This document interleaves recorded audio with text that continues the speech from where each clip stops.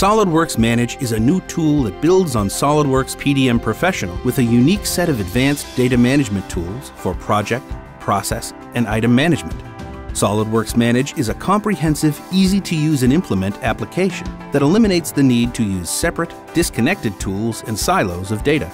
With the project management functionality in SOLIDWORKS Manage, organizations can plan each stage of their projects, assign resources and tasks, and attach required documentation to the project. Projects are always live with activity by all concerned, not just the project manager. And when users complete their work, the project progress is automatically updated. Complex business processes such as ECR, ECN, or timesheet approval can be defined to company standards.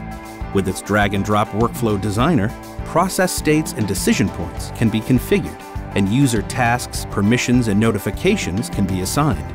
SOLIDWORKS Manage also offers a powerful dashboard and flexible reporting functionality to provide instant access to critical business information.